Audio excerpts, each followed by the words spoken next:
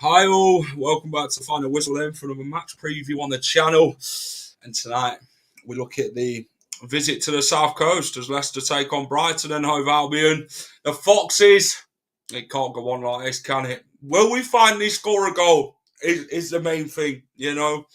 We're very much heading down to the Championship and these fixtures are very torrid. Brighton this weekend, Liverpool next weekend. Jesus Christ. More tricky fixtures for the Foxes after this. And this run is very much horrendous. Wout Faes looks like he won't make the Leicester game.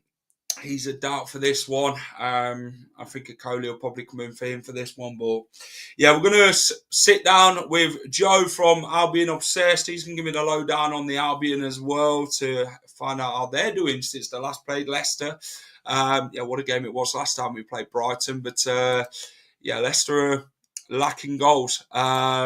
Evening, Clibo, how are you, mate? Evening, Terry. Evening, Dawn. Vardy brace would give him a smile, the big 200. I mean, if Brighton want to feel generous, I'm going to see if Joe can actually have a word with the Brighton players out of this one. See if we can actually come to an arrangement of Leicester actually scoring a goal rather than putting it in Brighton's net. But let's get on with it. Hit the like button for me if you enjoyed the stream. Subscribe to the channel if you're new and you haven't subscribed already. If you're watching this on playback, let me know your score predictions, team selection, and whatever ahead of this game. And let's get my mate Joe in from Albion Obsessed. Joe, how are you? Yes, not too bad, mate. How are you doing? I could say I've had better days, Joe, mate, but I'm hoping you can give me some inspiration ahead of the weekend, but I don't think that'll be the case. But Joe, let everybody know what you do regarding Brighton and Hove Albion, mate. Yeah, so we've got a podcast running over on the channel that you mentioned, Albion Obsessed. We've been going for nearly 4 years now, and it's been a pretty good ride. Obviously, getting Europe in those 4 years was something that we didn't envisage at all. But yeah, it's been great to just chat Brighton every week, and we've got a good sort of community over there. So if you want to join it, if you want to hear about all things Brighton, come over and join Albion Obsessed. Fantastic. Joe, this weekend you take on Leicester. I mean, what's your initial thoughts before we talk about Brighton? What have you made of Leicester? Obviously, they are going down to the Championship. There's no two ways about it. But what's been your thoughts on Leicester and Ruud van Nistelrooy? I mean, I think from when we played you last, we didn't see it out in the way that we wanted to, and you fought until the end, and you got the result. I haven't watched much of Leicester. I can't sit here and lie to you and say that I've watched Leicester every week. I've kept an eye out because obviously Facundo Buonanotte has been playing for you guys and popping up with an assist or a goal here or there. But yeah, I think that gulf in quality between the three that come up from the Championship and the rest of the Premier League is quite big. And obviously we've seen all the three that went down last year and the three relegated this year again. So I don't know where that gap is going to close. I don't know what teams can come up and challenge again, but it just seems to be such a huge gap now. And obviously you guys, Ipswich and Southampton, have found that out quite quickly. Yeah, it's not been the prettiest bloody season, let's be honest. It's been horrendous to say the least with Leicester. Two different managers, and I think we've only picked up 3 points since we played you. We've been on a torrid run. I think we've had one win in 16 games, Leicester, since after the Brighton 2-2. And we've not been managing to score goals. We just seem to be very much horrific. The team just isn't attacking enough. The team's just not got enough in it, to be fair, regarding quality in that. I know the gulf between the Championship and the Premier League is very much massive these days. It seems to be getting bigger season upon season, doesn't it, with how things went last season, Sheffield United, Luton and Burnley. But the threes that come up, like you say, are going straight back down to the Championship. And how do you think teams should survive, though, Joe, when they do come up from the Championship? I mean, how much of a tough task is it, or is it harder the way you make it?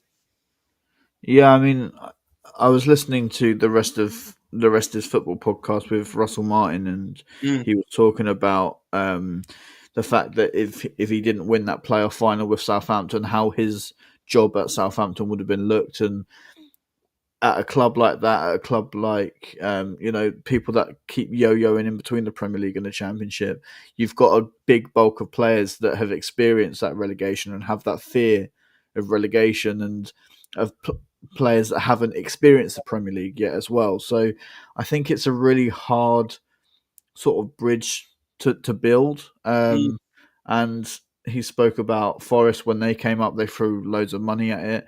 Obviously, Brighton have done it in a really sustainable way. We really had our struggles in the first couple of years, and could have easily been relegated straight away. But I think it just comes down to a little bit of luck and getting a squad together that can pick up 38 points, and then you should be all right. But it's so simple when you put it like that, and the Premier League is just getting tougher and tougher, and especially top 10 at the moment. It's anyone's call who's going to finish between 10th and third. mm. It's really open, so yeah, it's just one of those things where a lot of teams have built and become stronger, and the people that are struggling with yo-yoing in between the Championship and the Premier League can't get stronger because they keep finding themselves having to battle out of the Championship again. So, yeah, it's a really tough thing. Leicester hope they'd be where they was many years ago. The transfer policy that Brighton have got now, the blueprint and that, an actual plan in place where they can bring these players in and bring them through, get big money from like we used to. But Leicester's gone very much downhill in that policy now. We're very much not recruiting right. We are not making the right decisions as a football club, and it seems to be that the club haven't got a plan at all regarding a style of football, a manager that they actually want. Obviously, Van Nistelrooy's found it very much in defeats this season, the way things have gone. Obviously, his job's very much at risk. And I think if they do go and get that relegation in the next few games, Leicester, then I think Van Nistelrooy, his future could be very much over at Leicester. But it's always difficult when in games, when you've not got that fight, that team spirit. You've got a squad of players who just don't care. They give up so easily. They're in a training ground that are very much, you call it an holiday camp, to be honest. Like where they're just having a kick around with the mates. And as fans, you want to see a team that have got fight, who wear pride in the shirt, who's got a real gut for football, who actually want to do well. And you look at Leicester's team compared to Brighton's, and Brighton are where we want to be, but are not. And Leicester are just horrific all over, And this is where you look at both sides. You've got Brighton who look very well run now. They've got a plan in place. They know where they want to go from A and B. Leicester's just stuck right at the end of it. Yeah, it's a hard task, and you look at like Southampton, for example. They were up there fighting for European places like Mm, 4-5 seasons ago, and they've just sort of moved away from what was making them so successful. Obviously, Ipswich came up to the Championship and then went straight up to the Premier League, so maybe things came a little bit fast for them, and you can understand why they got relegated because they didn't have the time to build those tools. But Leicester and Southampton have had the money, they've had the player sales.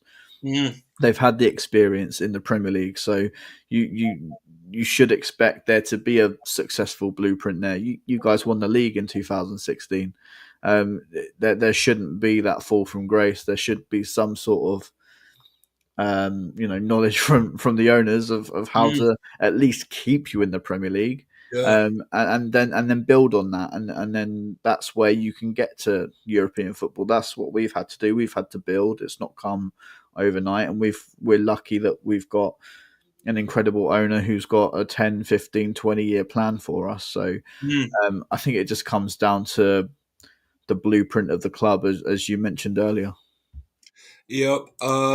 Terry says we're a training session for every team that plays us. I mean, he's not wrong, to be honest. I think it just sums it up the way things have gone this season. Ruud van Nistelrooy has no future at Leicester.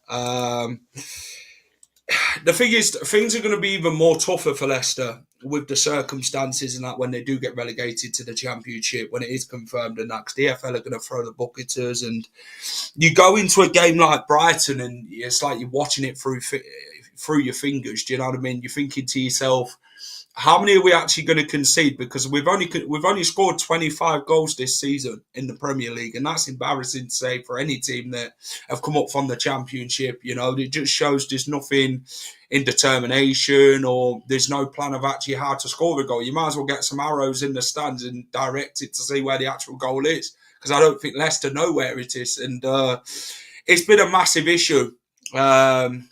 The way things have gone, obviously personnel, and how we've not managed to change things in the right sort of mind to then keep losing every week, getting hammered. And I think, you look at Brighton's performances, they have an eye on European football this season again, don't they? So this is a type of game for Leicester where, like I say, you're expecting the same type of thing from this team going into this game, with the goals being going in rather against us than for us. Obviously, one thing I want to ask you, Joe, is I look at quite a lot of players who haven't scored for a long time for clubs when they do play Leicester, because Leicester are the gift that keeps on giving when players ain't scored for a long time. So to let any Leicester fan know going into this weekend, are there any Brighton players that haven't scored for a very long time in the Premier League?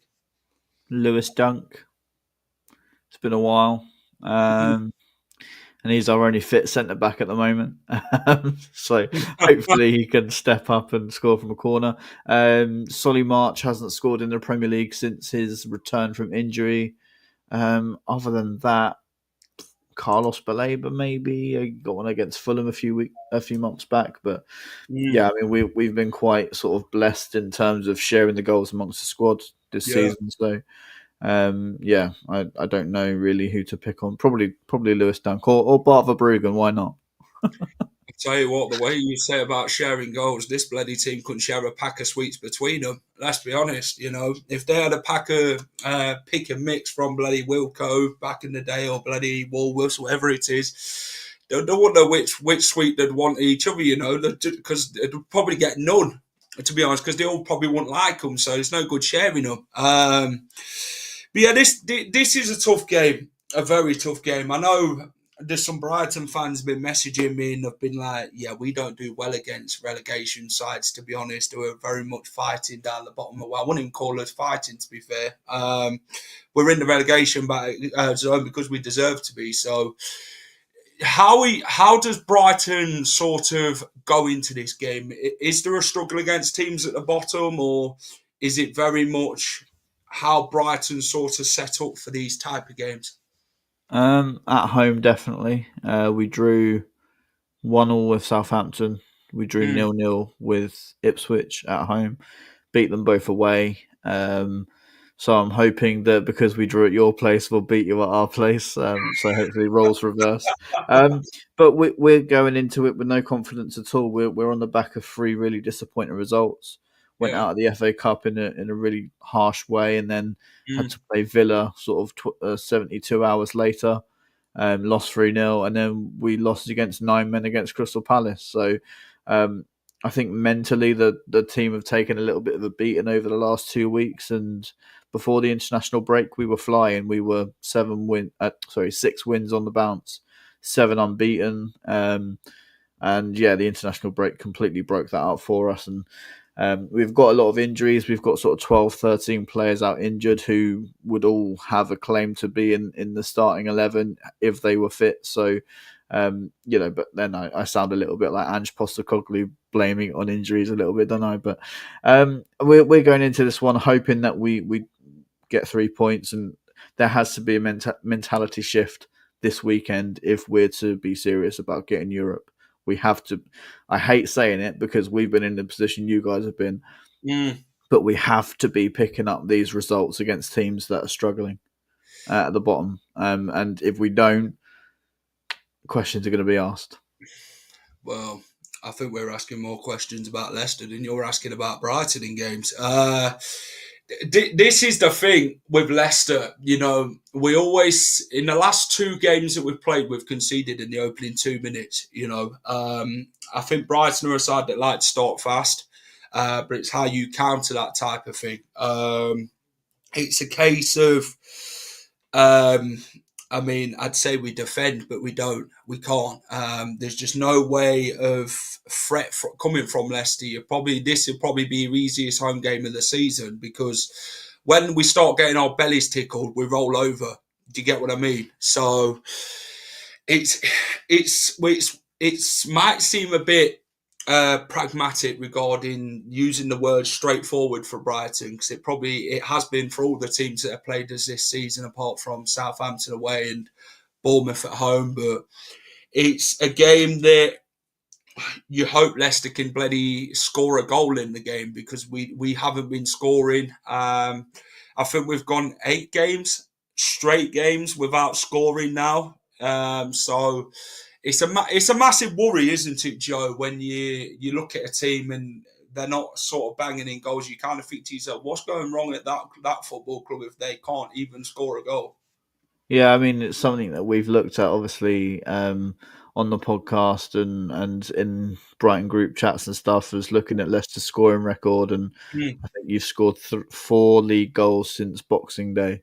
And we're looking at that thinking, who better to play than Brighton Hove Albion? If you're sick, let Dr. Brighton Hove Albion see you right now. We will make it all better.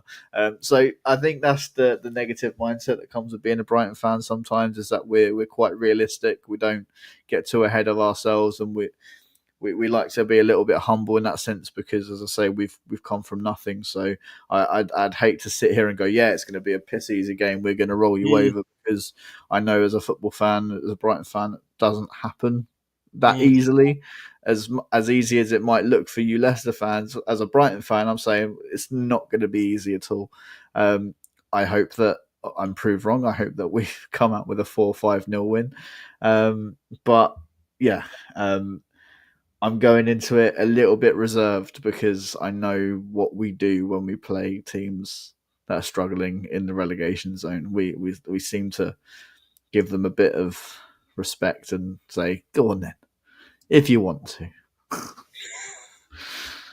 Facundo Buonanotte. Speak to me about him. His future's not been the way it has under Van Nistelrooy. It's been very much off the bench. He's not been the starter that he was under Steve Cooper. Obviously, last time we spoke, I spoke quite highly about Buonanotte. Things have massively changed since Van Nistelrooy's took over. There was a time in January where he wanted to go back to Brighton because he just wasn't happy. Leicester obviously wouldn't end the loan. I think we'd have to pay a fee if we wanted to end the loan with Brighton. But how do you see Buonanotte's future? Obviously he's due to go back to you guys at the end of the season. Is there a future at Brighton, or do you think he'd be moved elsewhere? Hard to say if there's a future at Brighton yet. He's had a few games where he's looked a world beater, but then he goes missing completely and loses that consistency and gets muscled out of games a bit too easily and doesn't quite get used to the physicality of the Premier League. And I think maybe another loan would be on the cards for him. We've got a lot of talent in the areas that he plays. We've got God knows how many wingers out on loan and at the football club. We've got other number 10s coming in next season, as well as the ones we've got at the moment. So I think it's hard to see a future of Facundo Buonanotte playing for Brighton, but I wouldn't be against seeing him in a pre-season and having a look as to see what he can offer, because I love all of our players, and I want them all to do well. I'm not going to sit here and say no, get him gone. He's not good enough. I want him to be good enough. I want him to play Yeah. for us. I want him to score goals for us. So if he can find the right attitude and fight for his place, then why not have a future at Brighton? But I don't see it at the moment. Yep. Terry, we're just hoping for one goal, forget the win. I mean, Terry, mate, if we even score against Brighton, even if we have lost, we'll probably get a trophy out. It'd make us feel better. It'd be a massive achievement this season, Terry. He's a bit of a luxury player, Buonanotte, who we don't need in a scrap. He'll do okay, but I don't think he'll be near Brighton's team next season. Would you say that's a fair assessment? Yeah, I'd say so. He's a player that's got a few flashy skills and can play a good pass and can beat a man sometimes. But yeah, as you say, if you want a player that's going to be putting in 110% and running the hard yards, I don't think it's Facundo. But I just don't think that's the player he is. I think he is a player that wants freedom and wants to be in a team that are attacking, and that he doesn't have to think, oh, I've got to go and defend for 90 minutes. I want to be, playing ahead of a really sort of good midfield and behind a really consistent and goal scoring attacker, so I can feed them and get the ball. But yeah, I think he's right. I don't think that the future will be at Brighton next season. I think he'll go out on another loan, maybe into Europe or somewhere. Yep. Let's have a look at the last Premier League head-to-heads at the Amex. Played 5. Leicester have won 2. Brighton have won 2. Obviously, a 1 draw.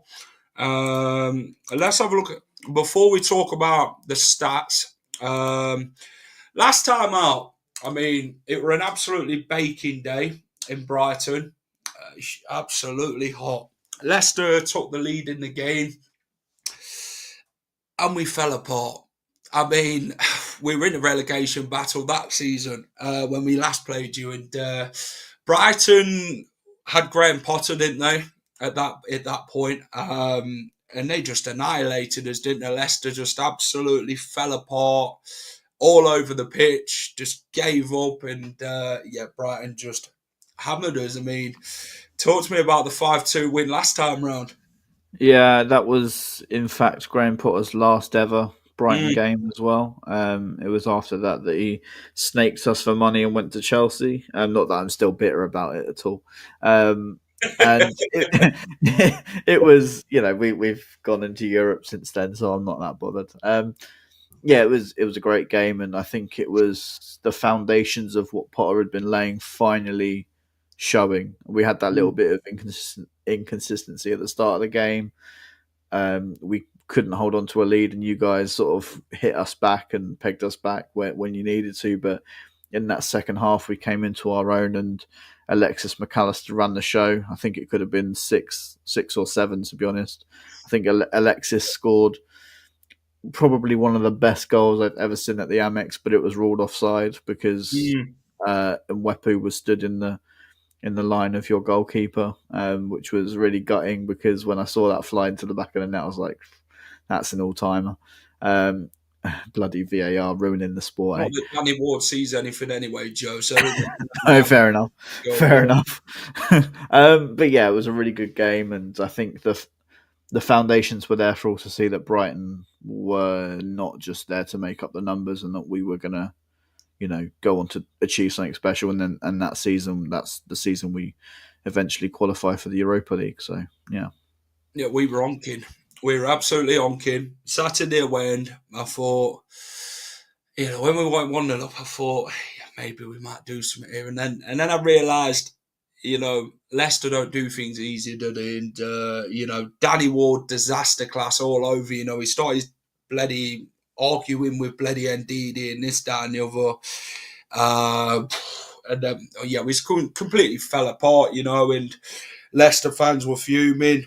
There was obviously banners out of Rodgers out, and I think Brendan come under a lot of scrutiny, a lot of pressure at the time, and I think we then went on to lose 6-2 to Tottenham Hotspur the following games. We conceded a lot of goals in that week. And it's the same. It was the same sort of thing. It was like we could be in trouble here from the early off, and you're thinking, could we be in a relegation sort of dogfight and that? And then obviously it proved that we did, because we got relegated. And teams are always. I remember a Brighton fan said to me, he said, Leicester will stay up. And then I said to him, I said, mate, teams are not too good to go down. I said it happens in football, because people always use that term, don't they, Joe? You're never too good to go down, which obviously rang true with Leicester. And I think after we'd played you at the Amex, I think the following game we played, was it a draw? Was it 2-2? Yeah, Evan Ferguson scored late. Yeah, that was a bloody nightmare. Mitoma scored a screamer. Mm. And then Evan Ferguson, 88th minute header. So, and to think quite lucky for us. I think 6 of the starting players in that game, I think it would have been in that game. It's obviously playing. It's still in the team now for Leicester. So it just shows how bad things have gone. To be good to see a 4-4-2 tomorrow, which excludes Justin Fast, Thomas and Christensen in defence, Samara and Daka. Got a feeling, Jack, we're going to get something tomorrow. I mean, what's that? An ice cream from the ice cream van and a nice fish and chips. I don't know about the football, mate, but I think it's just been miserable. It's been a torrid season for Leicester. I think when you're in this situation, Joe, you always think to yourself, this season couldn't bloody end quick enough. Yeah, I mean, it's a long time back that I have to think about Brighton fighting relegation. Was probably the 14-15 season where we appointed Sami Hyypiä, and he was trying to play some absolute nuts football. We had Aaron Hughes in defence, we had Paddy McCourt and players like this, like Chris O'Grady up front, and we were trying to play like 3 at the back, bombing forward fullbacks, and we were just getting torn apart in the Championship. And luckily Chris Hughton came in mid-season and steadied the ship a little bit. But yeah, that was one of those seasons where you think, I just want this over and done with now. And we've had one in the Premier League, probably Chris Hughton's second season, and we had to rely on Crystal Palace beating Cardiff to keep us in the league. And they did so. So we had to thank Crystal Palace for that, which made me feel very dirty. But yeah, I think when you're having a bad season, you just want it to be over with, wipe a clean slate, and then go again next year. And I think you guys will be fine in the Championship. You'll come back up, I can imagine. Well, you say that with some confidence, and then sitting listening to you, it's like, okay, I don't know. Opposition fans, they'll always say, yeah, your club will come back up, and we hope you do. And, but if you actually look, if you're an actual Leicester City fan and you see all the mess we're actually in, it's just one of them where you're thinking, I don't know about that. Because I think with Leicester, they need a massive reset, a massive rebuild to bring some youth through, like Will Alves, players like that, just really do it. Get rid of the players that are on big amounts of money, which they're obviously going to be hard to get rid of. But let's have a look at some match facts then, Joe. Brighton are unbeaten in 5 top-flight matches against Leicester after failing to win any of their first 8 Premier League games against the Foxes, drawing 2, losing 6. The Foxes have lost their last 2 away games in Brighton, following a run of 3 victories and a draw on the South Coast. Leicester could lose 3 successive away games to the Seagulls for the very first time. Brighton have drawn 2 and lost 3 of their past 4 matches, defeats in their last 2 Premier League games in as many as they had suffered in their previous 13 top-flight matches, winning 6, drawing 5. They are looking to avoid 3 league games matches in a row in defeats for the first time since a run of 6 under Graham Potter in March 2022. The Seagulls have not won any of their last 7 matches played in April. I mean, that gives us a bit of glimmer of hope, I hope. drawing 2, losing 5, dating back to a 6-0 thrashing of Wolves in April 2023. The season they have drawn with Southampton and Ipswich at home and away to Leicester. Danny Welbeck became Brighton's highest Premier League goalscorer last weekend, as his 31st goal for the football club took them beyond Pascal Gross. The 47 Premier League goals Brighton have conceded is the most many team currently in the top half. I mean, what's your thoughts ahead of them stats before I get on to Leicester's? The April one is just, not very good at all. So I hope we can change that. Just touch on Danny Welbeck very quickly. I think he's been a player that is aged like fine wine and is coming into probably the finest form of his whole career at Brighton. So we're very lucky to have him in the squad and to have that experience leading the line. And I've always thought he's someone that if he's out of the side, we don't really have a focal point and we haven't got that sort of balance that we need when we've got so much youth playing as well. Danny Welbeck crossing that sort of barrier of beating Pascal Gross's record just cements him, in my opinion, as a Brighton legend now, and I hope he continues. I think he loves a goal against bloody Leicester, Danny Welbeck. I wouldn't be surprised if he gets one tomorrow. Leicester stats seem very much hard to read. Leicester have collected just 8 points from their last 69 available, playing 23, won 2, drawn 2, lost 19. In our last 69 available points. They could become the first team ever to lose 9 consecutive top flight games without scoring. If they fail to score, they will equal Crystal Palace's Premier League record of 9 successive matches without a goal, which was set in January 1995. Right. You have got to score. I'm telling you now, you have got to score to keep them as the worst possible record. I don't mind if we win 5-1, okay? So you just have to score, please. It's been 760 minutes since Leicester's last league goal was scored by Bilal El-Khanous in a 2-1 win over Tottenham. The Foxes have lost 15 of their last 16 matches and have failed to score in 13 of those. Of the 4 goals they have scored across those 16 matches, 2 came in the win over Spurs. They occurred 14 of their 17 league points before the 8th of December. I mean, that sort of sums up the way 2025 started for Leicester. The Foxes have lost 9 of their last 10 away games, with Southampton 5, the only side to have collected fewer Premier League points on the road this season than their 8. They have not won a top flight away game against a team starting the day in the top half of the table since 2021, Manchester United.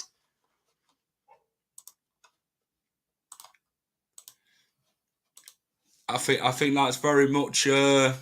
How do you take Leicester's stats? It's just made me even more nervous for the fact that we're going to do the classic Brighton thing and lose 1-0 with a Jamie Vardy 90th minute winner. I'll tell you what, if he scores, he might actually do that Seagulls bloody celebration. He better not. Jamie Vardy winner. That's what we're calling it. Starting 11. I mean, you've got, is it quite a few injuries and whatever you've got in the team, red cards. How do Brighton line up with this? Because you've not got many defenders, have you, in this one? No. So the good news for you guys will be that Karim Matoma is a doubt for tomorrow. So he probably won't play. I think it'll be Bart Verbruggen in goal, a back 4 of Hinshelwood, Cashin, Dunk, and Estupinian. Midfield 2 of Baleba and Diego Gomez. And then ahead of them, I will go probably Solly March on the right, João Pedro in the 10, and Adingra on the left. And then leading the line will be Danny Welbeck, which is still a pretty decent squad. It is a decent side to beat us. Leicester's side, Jesus. Who do I want to put in and who do I don't want to put in? Van Nistelrooy, I mean, does he stick with a back 5 or does he go with a back 4 against Brighton? Wout Faes is going to be missing for this game, so maybe we go with. I'd play Koulibaly if I'm honest, instead of Victor Christensen. I'd play Ricardo as the two wing backs. Conor Cody, and I'd play Caleb Okoli. I think Luke Thomas maybe starts out of Koulibaly. But I just think he's going to go Christensen and bloody James Justin. Samare and Ndidi will go to midfield too. And then it will be El Canus. Hopefully, he goes with Steffi Mavidide to offer pace. And then, obviously, Buonotti's not going to be playing, is he? So he can't play. He'll probably go with Deco Dovereed if I stick with a back four on the wing. Or I'd tell you what, I'd go with Jeremy Monga. Jeremy Monga would start on the right wing for Leicester. He'll probably start him on the bench, no Rude, and then we'll go with Jamie Vardy. We've got to sort of, I don't know, we always seem to have the first shot on target in most games this season, then we'll go missing after that. So maybe that'll be the script that Brighton will read into tomorrow listening to this. I don't know. Maybe I've just I'll tell you now, that first shot on target, you'll score it. You give me confidence. Score prediction. Oh, I mean, as I say, I want you guys to score now because I want Crystal Palace to keep that record. So I won't say a clean sheet, and I will concede that. I don't mind. I will go for a 3. I'm going to be a little bit conservative. Go 3-1 win to the Albion. I've said that I'll follow my heart with predictions this year. So my head is very much saying a Leicester 1-0 win. But my heart is saying that the Albion somehow do it. How do I think Leicester will get on tomorrow? Jesus. I think it gets worse. Again, I just don't know where we're going to get the goals from. I just don't know where we're getting the points from. I mean, Brighton have got enough quality in the squad. And yeah, it's another game where we're going to feel very much deflated. We'll probably enjoy the weather and the fish and chips at the seaside and whatever it is tomorrow. But the game is not much we look forward to as Leicester fans tomorrow. I think we've already writ off the season. I think we know we're down. So I think Brighton win. I think they'll just pile on a bit more misery on Ruud van Nistelrooy, to be fair. So just before your prediction, can I make a quick suggestion to any Leicester fans who are making their trip down to the South Coast tomorrow? We've just opened a new fan zone called The Terrace. I'm not being paid to say this, by the way. Just opened up a new fan zone at the Amex called The Terrace, and there's some new food places in there. I tried it last week because we went and watched a Crystal Palace game there with loads of other Brighton fans. If you want good food, order from the place called Lost Boys Chicken. It is absolutely stunning. It's so good. It's a little bit pricey, so just bear that in mind. But it's really good food. Sorry, I'll let you give your prediction. Fantastic. So if any Leicester fan who's at the game tomorrow and don't want to go in early, just want to go around the ground, have a look, go and visit the fan zone, the Terrace. Go check out the food Joe's recommended. I think it'd be worth it. Maybe a bit steep. You know what bloody prices are like down south and that. They seem to be very much expensive. I mean, London prices were expensive when we went there in away games this season. But score prediction for this, Jesus. I mean, we went 3-0 down against Newcastle in 30 minutes. And this defence can't defend. I think we'll be very much open like a leaking tap again. I'm going to go 2-0 Brighton. I think, I'm hoping we bloody score. I think we'll be like winning the league all over again if we do. But now 2-0 Brighton, I don't see you can bet against it, to be honest. My heart would be very much if we score, then fantastic. But yeah, I just don't see where the wins are going to come from for Leicester. I'll ask you a question as a Leicester fan that has won the Premier League. How do these bad times feel knowing that you've won the Premier League? Is there a little bit of a cushion, or does it not matter? I mean, if you look at our 10 years that we've had, we've won what teams would dream to win, the Prem, the FA Cup. And, if someone said to you, Joe, which club of the last 10 years would you want to have? I think everyone would say Leicester because of what they've done, what they've achieved, and what they've done as a club. Obviously, the last 3-4 years have been awful. We've had the biggest fall off in probably football history, if I'm honest. But I think some fans always say you've got to go through the bad times to enjoy the good times. And, I never thought we'd bloody go and win the Premier League in 2015-16 after that great escape season the season before. But we did. The miracle season, the fairy tale season, it is what you want to call it. And it were amazing. But to go 10 years on to see what's happening now, you'd wish to take yourself back to them moments, innit, and, supporting Leicester is the way it is. It's a roller coaster supporting our football club, where you'd see the lows, the highs, you'd see everything regarding drama and everything is at Leicester City. It's how we are as a club. We'd have real good players, then we'd see the worst players, worst managers, best managers. We'd see some great achievements, and then we're thinking, yes, you just kind of, as a fan, you never thought we'd be in the position ever. Do you get what I mean? When we'd won the Premier League and the FA Cup, you always thought to yourself, we've got to build season upon season, keep getting stronger and stronger. But to see the fall off we've done, it's kind of thinking to yourself, wow. Do you get what I mean? You've took a step back and thought, yeah, this probably wasn't the script, but football's a reality, and it's not a bloody FIFA game. So Yeah, you've got to sort of take it.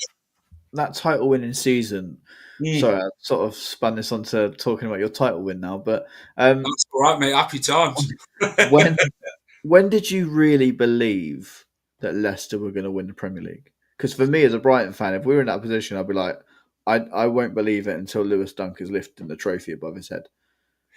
When we went Manchester City away and done them in their own backyard, when we went there and we were like 3-0 up, and I think Robert scored 2, Mahrez scored 1. I think it was February time, and you think to yourself, could this actually happen? You've gone there and you've turned over Manchester City of all clubs, and people are thinking to yourself, nah, I think we're dreaming here. We're looking at it in a daft sort of sense, and we're thinking, man, Manchester City have just been ripped apart by Leicester in their own backyard, and you then look at it and you think, yeah, we can do this. Why not? Just go and give it a good go. And then we sort of had that fall off against Arsenal when we lost in the final minute when Welbeck scored. And then we reacted again. We went and beat Norwich in like the 99, I think it was like the 87th minute or whatever it was when Ajoa scored. And then you look at the game against Man United away. We were down to 10 men, and we were still bloody playing well in that. And still, it's like Foxes never quit. It's like this season, you look at that motto, Foxes never quit. We've quit in a lot of games this season, and you've got to be that game at the Bridge. When Hazard scored that goal against Tottenham, that is probably that is a great moment, and people still look at it. It's Hazard Day, innit, where people say Hazard won Leicester the title. We didn't win it ourselves because we didn't beat Man United. But the thing is, we did win it ourselves. We did do what we did. We defied the odds. We were 5,000 to 1, for God's sake. People putting silly money on, and they were getting thousands back. It actually happened, and it's incredible to see that. And I think that season, for me, you make other teams who support other clubs, like fans, believe, you could be in that position one day. But since then, the Premier League's massively thought, yeah, we're not having another Leicester moment again. It's never going to happen again. We ain't allowing it. And I think this is what's changed in football now regarding money and PSR. Because PSR is only a big problem now since Leicester's won the title. Very true, very true. You mentioned a player that I absolutely adored when he was at Brighton, Leonardo Ulloa. I was absolutely delighted to see him with a Premier League medal and lifting that trophy. And he was a player that I was gutted to see leave, but £8 million at the time was money that we really couldn't turn down. And it's mad to think now we're churning out players for £100 million. So I don't think that'll happen again. But yeah, it's a great story, and It is. you do make us believe that we can do that, because when we look at it, we say we probably have got a good enough squad to go on a run, but the Galacticos, that's Real Madrid, the huge teams in this league, they just always find a way at the moment. City will always find a way. Liverpool will always find a way. If they fall away, there'll be Arsenal there ready to take them, but they'd probably find a way to bottle it again. But yeah, it's gives us hope. So I do speak with Ajoa quite highly. People talk about Vardy that season, Kante, Morris. You look at what Okazaki did, Ajoa, Wes Morgan. The defence itself, Hoof, Fuchs, Simpson. It was an all collective team effort. And Ajoa scored some pivotal goals for Leicester that season. The goal against Newcastle, the goals against Swansea that he scored that season. He was a pivotal player. I think that £8 million that we paid for him was very much, probably one of the best £8 million we're ever going to pay for a player. He's big, he's strong. And he was pivotal in that Great Escape season as well. He started off very well, scored the goal against Man United, the header and then the penalty, and then scored against Everton at home on his debut. And he was a pivotal part of Leicester's success as winning the Prem and obviously the Great Escape season, And you kind of, people just talk about Vardy and Mahrez, but then you look at Ajoas and that, and this is what makes football even special, to say, you know what, this is what Ajoa did also, and this is what Brighton fans will look at and think, you know what, we made Ajoa, and Leicester carried on the torch for Ajoa to be a good player in the Premier League. And I think he took his chance in the Premier League with both hands, and I think he fully deserved it. Definitely. I think the next player that's doing that for us really is Alexis McAllister. Funnily enough, another Argentinian who, we've picked him up for pennies, built him up to be a huge name, won the World Cup, and now is going to go and win the Premier League with Liverpool, touchwood. So, it'd be great to see him lift that trophy, and another sort of bow to our, a string to our bow. Sorry. So, we'll take it. Good. Joe, thanks for coming on, mate. Appreciate it. Great chat. All the best for the rest of the season after Saturday, of course. And you guys are going to be fighting for Europe, probably in the season now, and we're bloody fighting for whatever we're fighting for. We're fighting for scraps at the minute. And, all the best to Brighton for obviously next season also. And go and enjoy Europe if you make it. And if you don't, then we'll probably see each other again in the future. Yeah, thank you, man. I appreciate it, and best of luck to you guys. Just don't do a all-time Brighton thing and beat us, please. We need the 3 points. Right, Joe, let everybody know where they can find you, mate, before I let you go. Yeah, of course. Just at Albion Obsessed on YouTube. We're on Blue Sky and we're on Instagram as well. So come over and join the Brighton and Hove Albion conversation. It's good fun when we don't lose. When we lose, it's just moaning. But other than that, it's good. That's been Leicester all season, mate. So we'll shake hands on that. But Joe, thanks for coming on, mate. Go and enjoy the rest of your evening. I'll catch you soon. That was Joe from Albion Obsessed. Great chat with Joe to get a feel ahead of the game against Brighton. Hit that like button, subscribe to the channel if you're new and you haven't subscribed already. Please get down and do so. It'll help me out massively. Our target for subscribers is 5k, so we can try and get there. Then it'd be fantastic to try and reach it before the end of the season. But Leicester Brighton tomorrow then. For that long distance travel down to the south coast, and let's see what's going to go on with Leicester. What can't go wrong? It can't go on like this, can it? ... we'll find out tomorrow at the Amex. But yeah, thanks for watching. Take care. Have a great rest of the evening, whatever you're up to, and keep it at the final whistle. And there'll be a match day vlog out after the Brighton game tomorrow as well. And take care. Hi all, thank you for watching the final whistle. If you enjoy all our content, please remember to smash a like, share, and subscribe to the channel.